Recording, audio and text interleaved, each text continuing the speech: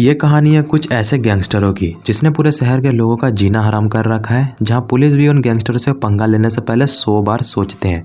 लेकिन इस मूवी पे हम देखेंगे कि जब एक शरीफ आदमी की सटकती है तो वो क्या क्या कर सकता है। तो आज की हमारी मूवी का नाम है साइलेंट नाइट।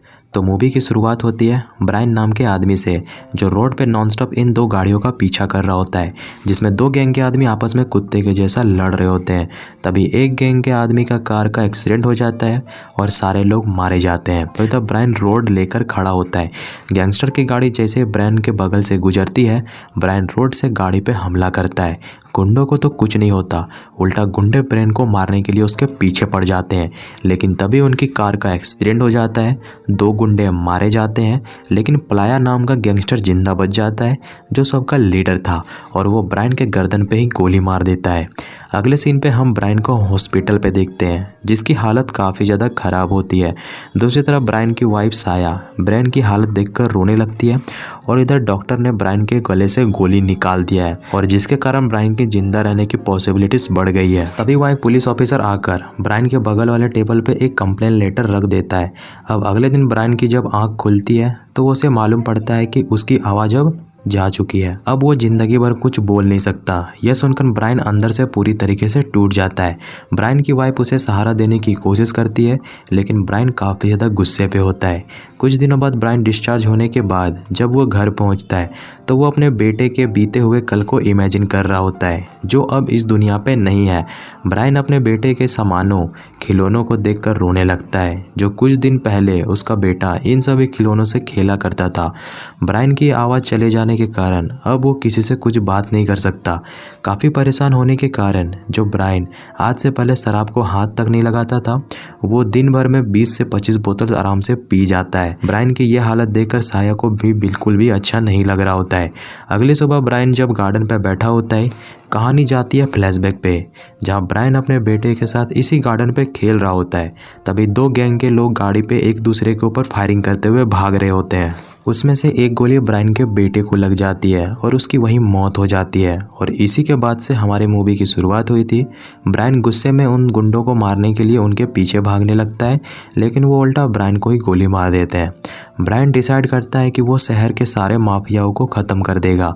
ब्रायन डिसाइड करता है कि वो पुलिस स्टेशन जाकर गुंडों के खिलाफ कंप्लेन करेगा। फिर ब्रायन को एहसास हो जाता है कि पुलिस उनका कुछ नहीं बिगाड़ सकती, तो ब्रायन खुद ही सारे गैंग को ख़त्म करने की प्लानिंग बनाता है। ब्रायन को भी मालूम होता है कि यह काम इतना भी आसान नहीं है, तो ब्रायन फाइटिंग स्किल्स घर पे ही सीखना शुरू कर देता है, और साथ पे एक सेकेंड हैंड कार बाय करके उसे बुलेट प्रूफ बना देता है, और साथ पे वो शूटिंग करने की प्रैक्टिस भी चालू कर देता है। कुछ हफ्तों बीत जाने के बाद ब्रायन की यह एहसास हो जाता है कि वो फाइट के लिए तैयार है, तो वो ब्लैक पे गन बाई कर लेता है। ब्रायन की वाइफ साया को ब्रायन की हरकतें पसंद नहीं आती है। वो उसे समझाती है कि उसका बेटा जा चुका है और वो अब वापस नहीं आ सकता, लेकिन ब्रायन को तो चाहिए था बदला, इसलिए साया को उसे छोड़कर चली जाती है। ब्रायन और भी ज़्यादा गुस्से से भर जाता है। ब्रायन अब धीरे धीरे प्लाजा के सारे आदमियों को डिटेल्स निकालना शुरू कर देता है और सभी को फोटो को कलेक्ट करके अपने रूम पे चिपका देता है और डिसाइड करता है कि पहले किसे मारा जाए। अगले दिन ब्रायन जब एक शॉप से बाहर आता है तो वह एक बच्चे को गले लगा के रोने लगता है।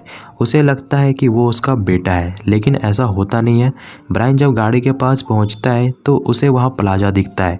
ब्रायन उसे मारने तो चाहता था, लेकिन उसके चारों तरफ बच्चे थे। इसी बीच प्लाजा का एक आदमी ब्रायन को नीचे गिरा देता है और उसकी गर्लफ्रेंड उसके ऊपर सॉस। ब्रायन डिसाइड कर लेता है कि वो पहले इसी आदमी को मारेगा।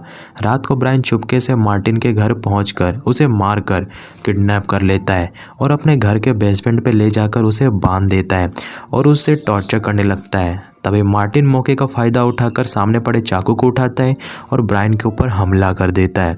ब्रायन काफ़ी ज़्यादा घायल हो जाता है, लेकिन ब्रायन मार्टिन को मार देता है, लेकिन अधमरा।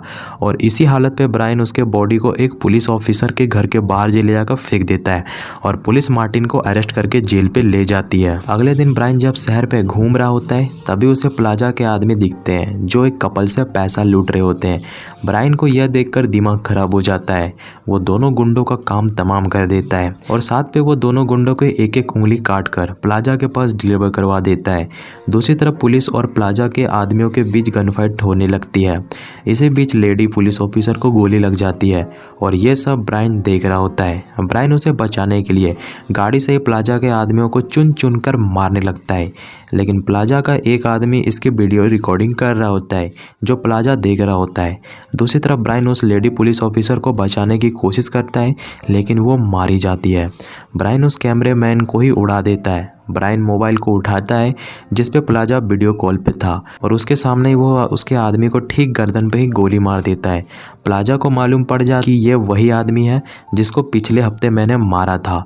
प्लाजा अपने आदमियों को कॉल करके ब्रायन को जान से मारने का ऑर्डर दे देता है। ब्रायन जब घर की ओर जा रहा होता है, प्लाजा के आदमी ब्रेन की गाड़ी का पीछा करना शुरू कर देते हैं। दोनों के बीच खतरनाक चेसिंग फाइट होती है। तभी प्लाजा के आदमियों की गाड़ी का एक्सीडेंट हो जाता है। मौके का फ़ायदा उठाकर ब्रेन वहाँ से भाग जाता है।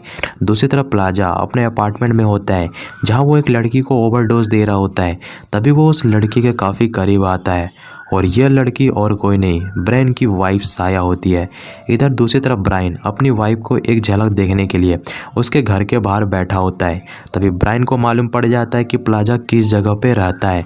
ब्रायन अपनी गाड़ी उठाता है और सीधा प्लाजा के अपार्टमेंट में पहुंच जाता है, जहां पहुंचते ही ब्रायन की फाइट हो जाती है। ब्रायन सामने पड़े गाड़ी के पेट्रोल टैंक पे गोली मारकर उसे ब्लास्ट कर देता है और दूसरी तरफ प्लाजा साया के साथ रोमांटिक वे में डांस कर रहा होता है और इधर ब्रायन अपने बंदूक को रिलोड करता है और प्लाजा के आदमियों को एक एक करके मारना शुरू कर देता है। पूरा जगह खाली करने के बाद ब्रायन सीढ़ी पे ट्रैप लगा देता है ताकि अगर कोई आदमी ऊपर आने की कोशिश करे तो उसके चिथड़े चिथड़े उड़ जाए। ब्रायन आगे बढ़कर प्लाजा को ढूंढने लगता है। प्लाजा तो नहीं मिलता, लेकिन उसका खास आदमी जरूर मिल जाता है। दोनों के बीच खतरनाक फाइट होती है, लेकिन प्लाजा उसे भी मार देता है। दूसरी तरफ प्लाजा की सड़क छाप गुंडे जब ऊपर आ रहे होते हैं, ब्रायन के बिछाए हुए ट्रैप में वो फंस जाते हैं और सारे मारे जाते हैं। तभी वहाँ एक पुलिस ऑफिसर भी आ जाता है और पुलिस ऑफिसर उसे पहचान जाता है कि ये ब्रायन है जिसको पिछले हफ्ते हॉस्पिटल पे एडमिट किया गया था और वो उसे मिलने के लिए पुलिस स्टेशन भी आया था। दोनों को मालूम पड़ जाता है और दोनों अपनी गन को डाउन कर देते हैं। तभी सामने से एक लेडी अंधाधुंध गन फायरिंग करने लगती है। ब्रायन और ऑफिसर को एक एक गोली लग जाती है। ब्रायन साइड तरफ से जाकर उस लड़की को गन पॉइंट पर रख लेता है। तभी उसे मालूम पड़ता है कि वो लड़की तो उसकी वाइफ है और वो पीछे हटने लगता है, लेकिन साया ब्रेन और ऑफिसर दोनों को गोली मार देती है। ब्रायन का दिमाग खराब हो जाता है और वो साया को हेडशॉट मारकर उसका काम वही तमाम कर देता है। अब ब्रायन प्लाजा के रूम पे जैसे ही पहुंचता है, प्लाजा ब्रेन के ऊपर अंधाधुंध फायरिंग करना शुरू कर देता है। ब्रेन घायल हो जाता है और प्लाजा उसे जान से मारने भी वाला होता है। तभी पीछे से ऑफिसर प्लाजा के ऊपर फायरिंग करता है। ब्रायन मौके का फायदा उठाकर प्लाजा का गला दबाकर उसे मार देता है और ब्रायन को काफ़ी ज़्यादा गोली लग चुकी थी, जिसके कारण उसकी मौत हो जाती है। और इसी के साथ मूवी यहीं पे डी एंड हो जाती है।